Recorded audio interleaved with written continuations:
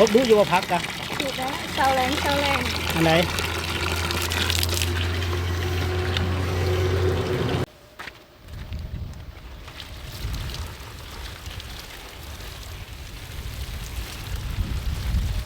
สาวลาวขยันทุกคน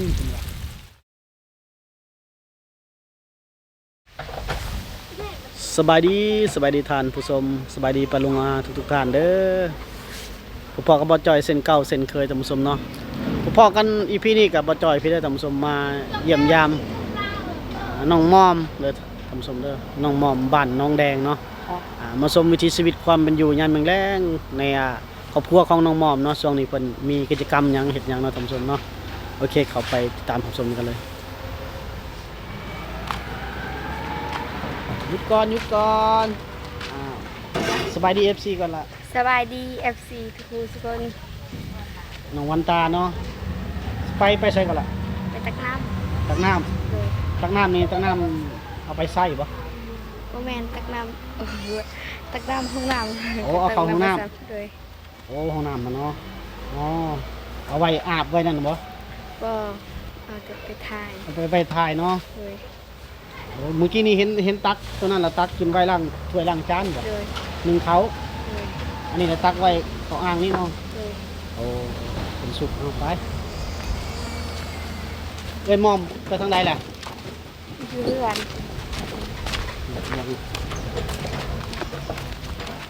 ลิ้นจะมาตักเอาน้ำลิ้นเอาบริตอเขาเพื่อนจะฟ้องเลย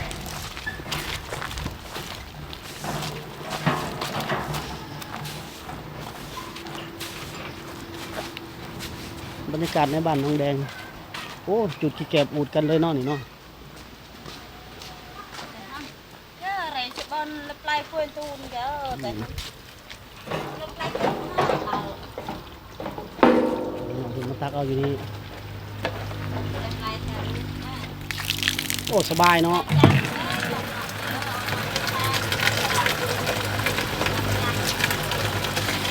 หนังดิน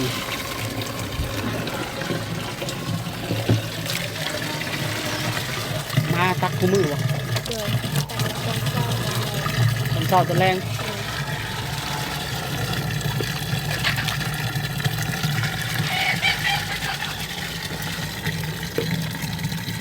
มือหนึ่งจักครั้งจะดีละแต่คันน้ำหมดก็ทุกครั้งน้ำหมดก็ทุกครั้งนี่ทั้งอยู่ทั้งเฮือนพร้อมบ่รวมกันเลยบ่หรือว่าพอเฉพาะในห้องน้ำคันรวมเลยก็7 ครั้ง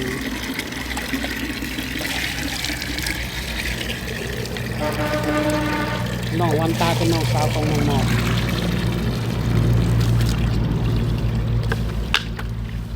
บัดยามอาบนี่มาอาบนี่บ่ล่ะ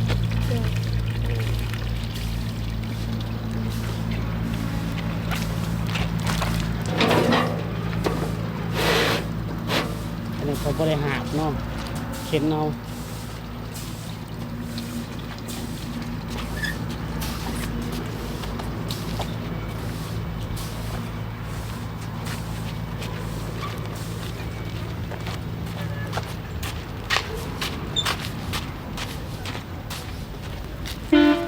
แต่ละมือน้องตักทุกมือนะมือละ7 ทาง7กระตุกนั่นอันนี้เนาะกระตุก20 ลิตรด้วยกันมา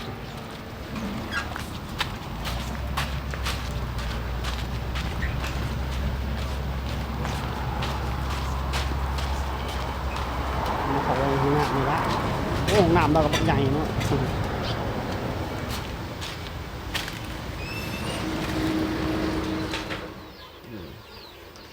แล้วตักน้ำเลยำพอแล้วเนาะเลยเราตักพอแล้วแต่ละมือนี่มันได้ตักคู่มือเลยมือละจักตุกคันน้ำโบโบกา2 ตุกหรือ3 ตุกประมาณนั้นคันมดเด้คันหมดกับวัน7 ตุก7 ตุกแล้วเนาะสุกไปสุกมาอย่างนั้นแล้วเนาะไปใช้มือนี่ไปสอนบอกใครไปสอนน้องมอมกับแม่ไปสอนเจ้าบ่ได้ไปโดยบ่ได้ไปบ่ค่อยสบายเป็นไรอะไรก็บ่ค่อยสบายโอ้บ่ค่อยสบายเป็นไข้ อ๋อสมพรจังบ่ลาเริงบ่ได้เนาะเป็นไข้ได้จักมื้อแล้ว สองมือละ 2 มื้อเป็นไข้บ่สบายเพิ่นว่าบ่สบายแล้วบ่ได้ไปสอนแม่กับน้องมอมไปสอน เลย มื้อนี้พักโรงเรียนแน่นอนมื้อนี้เนาะ เลย เฮ็ดเวียกเฮ็ดงานซอยแม่ซอยเอื้อยน้องวันตาเพิ่นท่านผู้ชมยังอยู่ป .4 ยังเรียนอยู่ป .4 เป็นน้องสาวของน้องมอมเพิ่นก็แต่ละมื้อของน้องเราก็สิช่วยเวียกงานพ่อแม่ช่วยเวียกงานเอื้อยก็จะรับหน้าที่มันตักน้ำล้างถ้วยล้างจานเนาะ เลย นึ่งข้าวผู้ใดหนึ่ง ค่อย เจ้านึ่งข้าว เลย โอ้นึ่งข้าวเป็นแล้วเนาะ เป็นตะโดนเป็นกระโดดแล้ว เลย อายุ13 ปีอีหนึ่งข้าวหนึ่งน้ำเป็นอะไรได้คนลาวเขาก็ทำสมช่วยเวียกช่วยงานพ่อแม่ได้หลายหนึ่งข้าวตักน้ำยังบ่เฮ็ดกินเฮ็ดอยู่ยังบ่เป็นเนาะ เฮ็ดกินก็ได้แต่แม่กินโดย โอ้ บางทีก็น้องมอม โอ้แต่ว่าก็พอได้อยู่เนาะ เลย โอ้เก่งเลยเฮ็ดกินเฮ็ดอยู่เฮ็ดกินก็ได้น้องมอมยังไปอาบน้ำนะสมเดี๋ยวจะหน่อยเดี๋ยวเขาจะน้องมอมอีกทีหนึงเนาะนี่มันน้องหวานตาเนาะเป็นน้องสาวของน้องมอมเลยท่านผู้ชมเนาะสบายดีน้องมอม สบายดี มาได้ไสก่อนมื้อนี้ มาแต่สอน ได้บ่สอน ก็ได้พบกินแล้ว ไปสอนกับไผก็ แม่ ไปสอนปลาเลยเนาะ โดย ไปไกลบ่มื้อนี้ ใกล้แล้วใกล้ช้อนเซ โอ้ไปสอนน้ำเซ แม่ น้ำใหญ่น้ำสายเซโปนแล้วท่านผู้ชมเนาะโอ้ไปหากินแล้วเนาะ โดย มื้อนี้บ่ได้ไปลกมันลกงันบ่ บ่ มีเพิ่นเฮ็ดหยังอันนี้นะ อันละมันสิสิอันนั้นเลย แซ่ข้างแน่บ่แซ่น้ำล่าหรือน้ำยา เซน้ำละลายเลยเหรอ อ๋อมันต้องแซ่น้ำยาพุ่นดอกคันยังใหม่ๆนี่บ่ต้องแซ่น้ำก็ได้ปลูกรถถ้ามันเฮาตัดมาแล้วเฮาตัดตะกกมาแล้วนะเดี๋ยวมาแล้วนั่นรู้แล้วตัดปลูกแล้วอันนี้ตัดไว้แตะรุ่นเลยติ แม่น แซ่น้ำละลาเนาะปลูกอยู่ไสปะนี่แม่นบ่ข้างหลังนี่แม่นบ่ แม่ สวนของเจ้าบ่นี่บ่ปีที่2เลยเนาะ อืม ตัวนี้ปลูกไม้บ่ตัวนี้กะ แม่ โอ้เฉพาะตอนตัวนี้ได้จักล้านตอนตัวนี้ 2 ล้าน 2 ล้านเนาะ แม่ แต่บ่ได้หลาย2ล้านปลูกดีกว่าปะดินเปล่าไว้เนาะถ้าแม่นราคามันสูงๆนี่ได้หลายกว่าหันแล้วเนาะ ไปสอนน้องมอมมื้อนี้ทวนก็ไปนํบ่ ไป ไปเนาะน้องคันเด้ บ่ บ่ได้ไปเนาะ เราบ่สบาย โอ้ช่วงนี้มีแต่คนบ่สบายเนาะ อืม มีแต่คนเจ็บไข้เลยนะไปเฮ็ดกินมาเฮ็ดกินแล้วสอนเฮ็ดกินแล้วบ่หรือยัง ยัง ยังเนาะ โดย เอาไว้ก่อนบ่หรือว่าสิเฮ็ดกินจะหน่อยนี้ เอ็ดกินจังได๋ล่ะ โอ้แม่บ่เฮ็ดกินแล้วสิเป็นน้องมอม อันแม่มื้อนี้เนาะ คือบ่เฮ็ดกินให้ FC เบิ่งแน่โดนแล้ว FC บ่เห็นน้องมอมเข้าครัวไหวบ่ อันกันว่าสะดวกก็เฮ็ดกินให้ FC เพิ่นเบิ่งแน่น้องมอมเฮ็ดกินบ่ได้เห็นน้องมอมเข้าครัวโดนเลยเด้ FC ก็อยากเบิ่งเนาะสิสำนาญสำใดเนาะสิเก่งสำใด บ่ทวน ลาลูกบ่ทวน ยันว่าเอาอันนั้นเอาล้อมาสุกเอาน้องมอม แบกเอา แบกเอาเนาะหาบเอาก็หนึ่งชิ้นข้างในก็เป็นยังไงหาบเอาสะดวกกว่า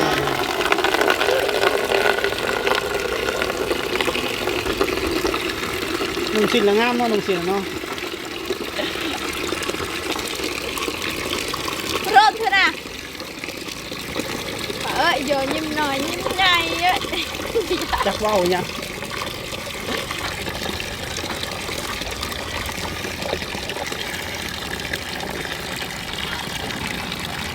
ครับพบดูอยู่ว่าพักกะ ถูกแล้วเสาแรงเสาแรง อันไหน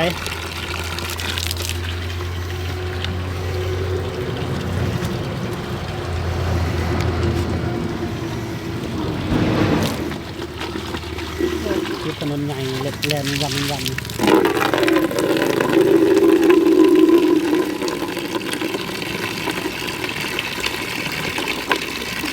หามเอากับ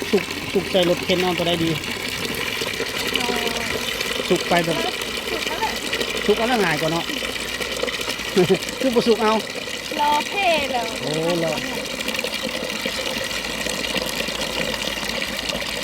โอ้สวยเลยเนาะมุมนี้บ่มีบอนตีเลย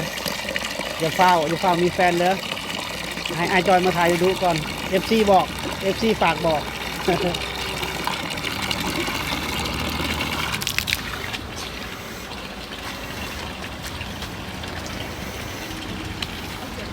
FC ฝากถามว่าโทรศัพท์อันนะเบาเจียงคล้องชื่อให้หน่อยยังอยู่บ่คุณถามว่า เพ่แล้ว ตายแล้วเนาะ แต่โดน ตายแต่โดนแล้ว โอ้ แต่ตอนพี่ก้ายเนี่ยบอกตอนเขาปลูกมันค่ะ โอ้สรุปแล้วโทรศัพท์ที่เบาเจียงคล้องชื่อให้เนี่ยตายตัวนั้นแล้วเนาะเสียเพศตัวนั้นแล้ว โดย รถจักรยังอยู่เนาะรถจักรเนาะ รถจักรกับเพ่แล้วไม่ได้ขี่เป็นเดือนแล้ว โอ้เอาบ่ได้แป้งบ่ได้ซ่อมบ่ได้แป้งมันบ่ อ๋อไม่ได้ท่านมีเงินเถื่อไม่ได้เห็นเวียกได้ส่วนไม่ได้ไปกดมัน บ่ได้คนมันบ่มีเงินเนาะเป็นฝากถามดอกเห็นถามทุกคลิปอยู่ FC กะจะถามให้ซะดอกลืมถามให้ไปตอนแรก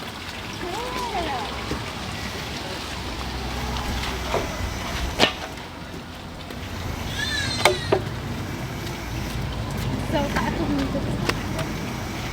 ทั้งหาบทั้งหิววะเนี่ย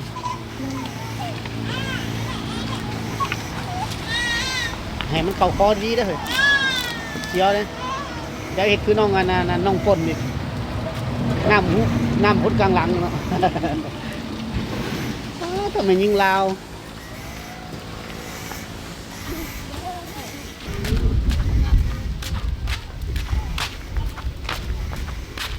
จักหาบจังสีแล้วหุดพักนี่น้องมอม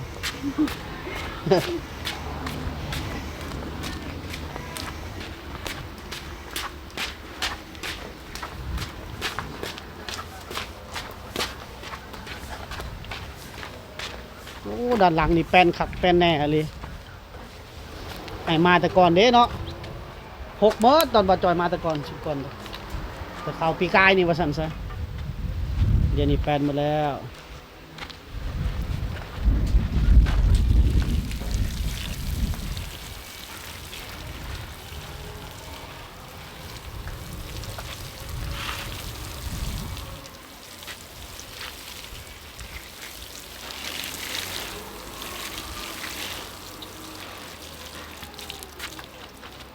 เป็นว่า2 สวนเด้สวนผักเป็น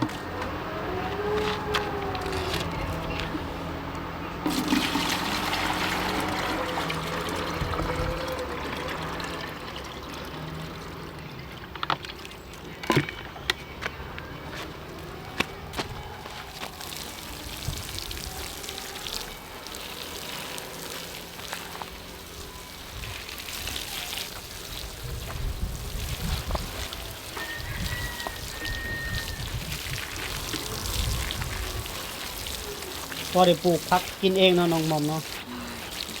เอาบ่ต้องไปซื้อของคนอื่นเนี่ยสบาย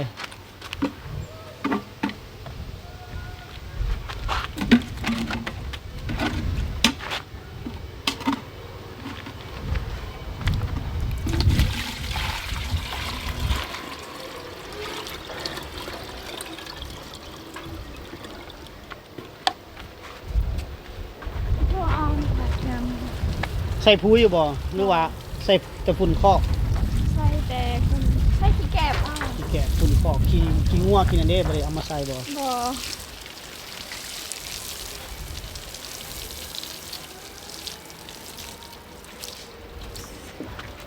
หมดแล้ว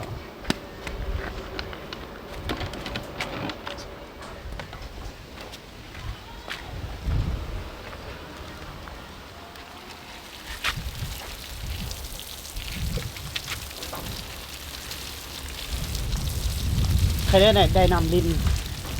โอ้เขานำดินหอดเดือนเนี่ยสบายเลยเนาะแต่ว่าได้หับหน่อยนึงเนาะ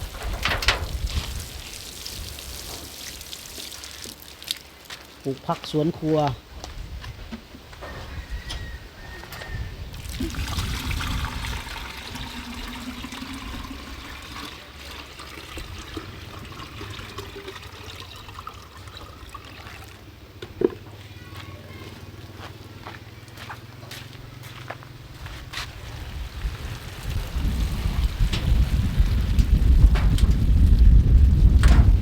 ลมแห้งเลยจังบ้านน้องมอมกับบ้านน้องมิมี่นี่พอๆกันลม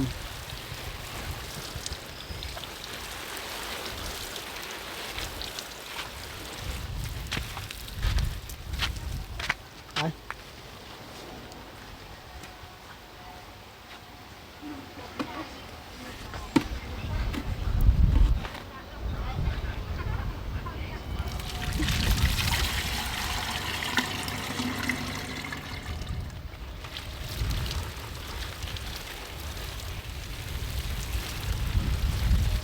สาวลาวขยันทุกคนน้องมอมปีกายนี่กับปีนี้นี่ปีนี้แล้วใหญ่เต็มสาวแล้วงามขึ้นกว่าเก่างามขึ้นหลายแต่ก่อนเพิ่นยังน้อยๆอยู่เด้ยังบ่ได้เต็มสาวเนาะ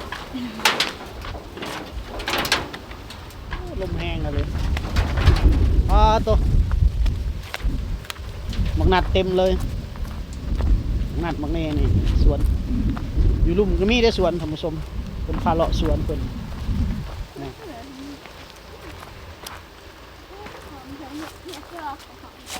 สวนมันก็อยู่ติดๆเลยนี่มีวายอีก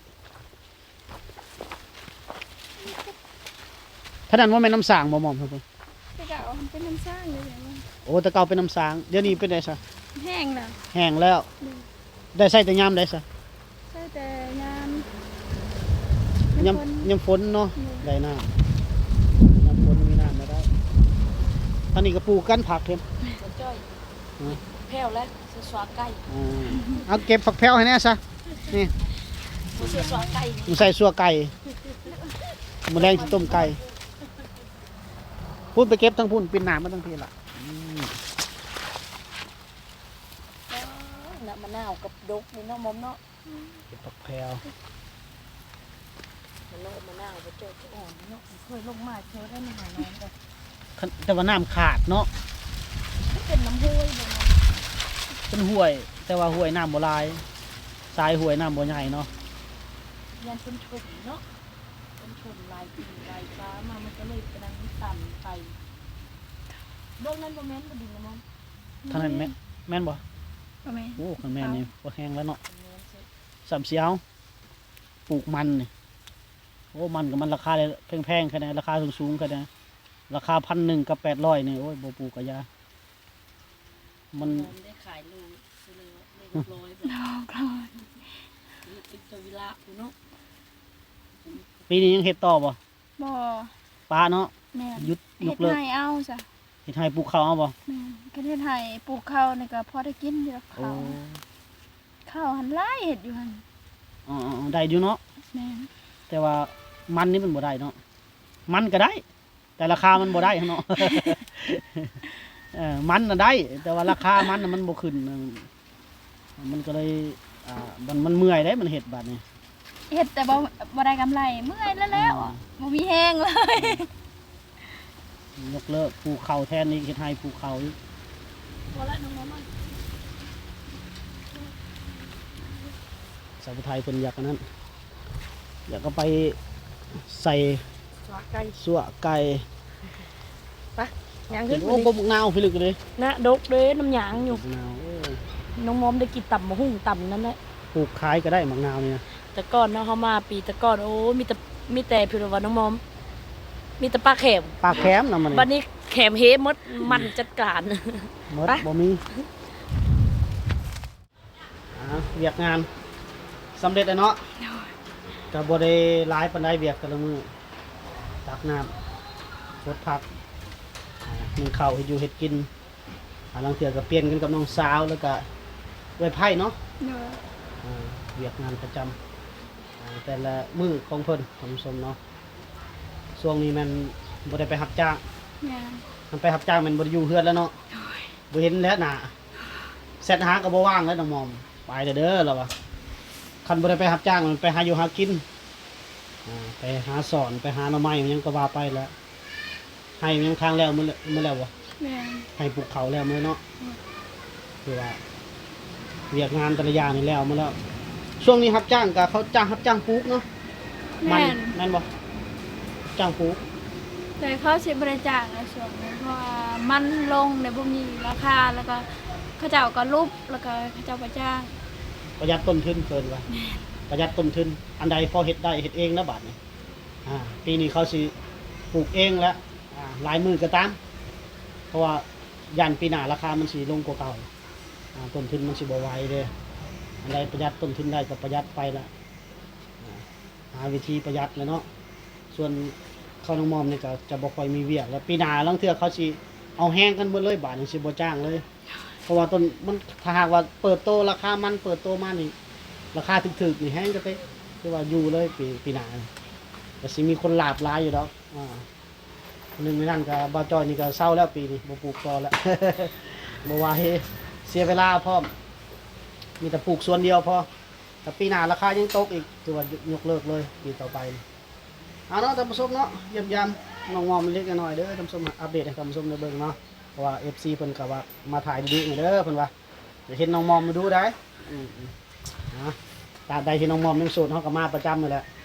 มื้อใดบ่โสดพุ่นแล้วจนบ่กล้ามาเนาะโอเคท่านผู้ชมพบกันใหม่ใน EP หน้าสำหรับ EP นี้สบายดี